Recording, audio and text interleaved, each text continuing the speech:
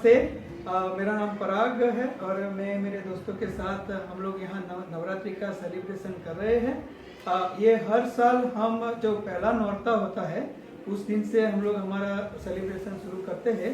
गुजरात में इसकी जो वर्षों से जो परंपरा चली आती है वो ये है कि इस 9 दिन तक हम लोग माता रानी का अनुष्ठान करते हैं, उसकी पूजा करते हैं और माता रानी को प्रसन्न करने के लिए हम लोग रोज अलग अलग माता रानी को अलग अलग कलर से और अलग अलग भाव से उनको उनकी प्रतिष्ठा करते हैं और उनके लिए हम लोग डांस करके, गुजरात में ये मानना है कि हम लोग गरबा करते हैं।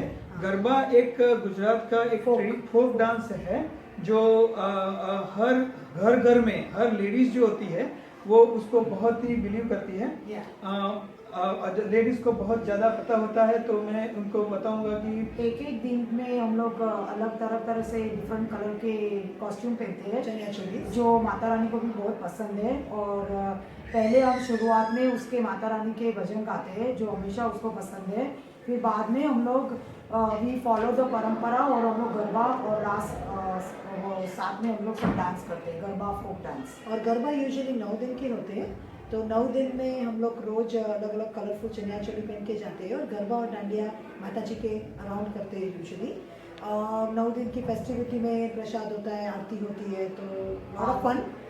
और कुछ लोगों का ये मानना भी है कि माता रानी उस टाइम पे वो धरती पर आती है और हम जब गरबा कर रहे होते हैं तो हमारे साथ भी माता रानी गरबा करती है।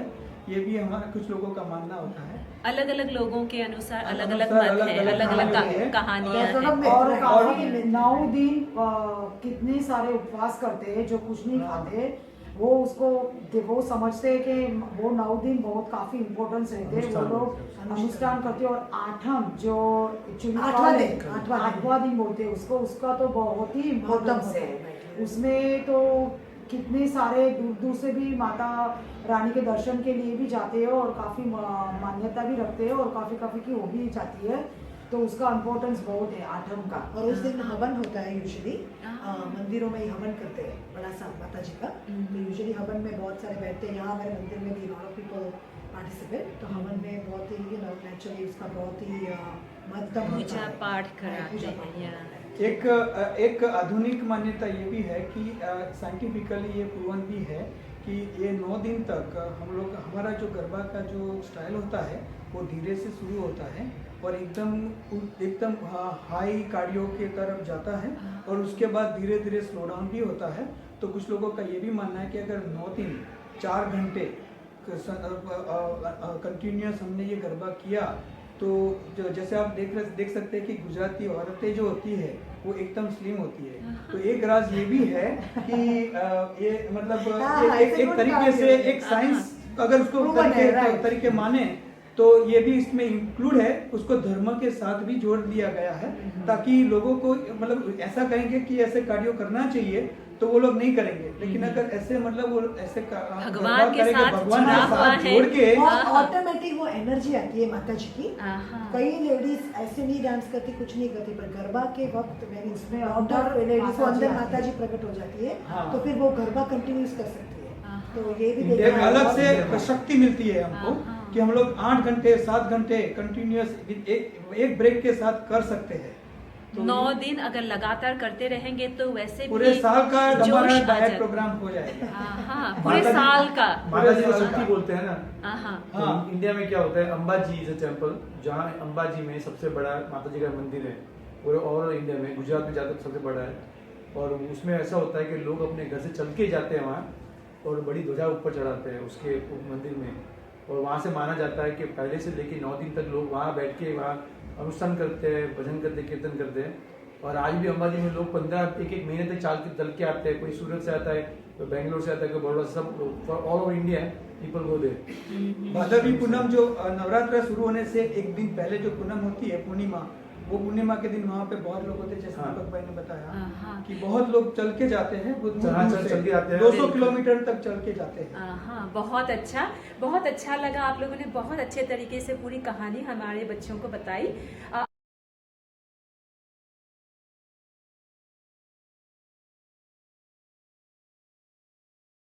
पहले तो हम ये जानना चाहेंगे कि इनमें से जो लोग कितने लोग नवरात्र आता है तो ऐसे गरबा खेलने जाते हैं, उनको इसके बारे में पता है कि ये हमारा कल्चर है और हमारा हिंदू संस्कृति का जो कल्चर है उसमें कितने लोगों को इसके बारे में पता है, ये सवाल हम करना चाहेंगे। मैं पूछता हूँ कि अगर नवरात्रि के बारे में मतलब 9 मीन्स 9, रात्रि मीन्स जो 9 दिन की रात्रि होती है तो कितने बच्चे यहाँ आते हैं और हर रोज they should come here often and play this garba. ज्यादा यहाँ आ सकते हैं वो लोग और गरबे कर सकते हैं हमारे साथ। Cultural thing. तो इसका मतलब है आप लोग सारे जितने भी बाहर के दूसरे मजहब के हो, दूसरे धर्म के लोग हो, सबको आप न्योता देना चाहेंगे कि आप लोग आइए, हमारे साथ शामिल हो जाइए। इसका तो लाइव एग्जांपल है। हम लोग जो आज सब बच्चे है, चाइनीज है, lot of American kids are here, तो वो लोग बहुत ही प्रेम से अच्छे से खेलते हैं। गुजराती में दे आर जो नॉन गुजराती काफी है, गुजराती तो खेलते ही है लेकिन काफी दूसरे भी कास्ट के सब लोग आए हैं। सबके लिए दरवाजा खुला है। है। और हम लोगों ने दिल से आइए। सुनीता जी ने इस बार अच्छा एक आइडिया निकाला था कि हम लोगों ने जिन लोगों को ये डांस करना नहीं आता है उनके लिए हमने वर्कशॉप रखा था। बहुत अच्छा लगातार लगा। 3 वीकेंड तक हम लोगों ने वर्कशॉप किया था और हम लोगों ने सबको सिखाया था, जो बेसिक स्टेप्स होते हैं वो हमने सिखाया था। और it was a grand success. Lot of people appreciated that कि उनको पता नहीं था फॉर्म क्या है, कैसे बेसिक, तो now they are here and they all are group के साथ खेल सकते हैं। तो that was a good initiative हम लोगों ने चालू किया था and we will continue next year अगर ये होपफुली। और हमको बहुत ही फीडबैक मिल रहा है कि वो लोग जब हमको बोलते हैं कि अगले लास्ट ईयर तक हम लोग कुछ नहीं कर सकते थे तो हम लोग खाली बैठ के देखते थे, अभी जब अंदर जाते हैं और हम खिलते हैं तो लगातार 4 घंटे तक हमको इतनी एनर्जी मिलती है और हम कर सकते हैं तो हमको आनंद मिलता है। वो करते भी है और फीडबैक भी देते हैं। बहुत बहुत धन्यवाद हमारे विद्यार्थियों। जय माता जी। जय माता दी।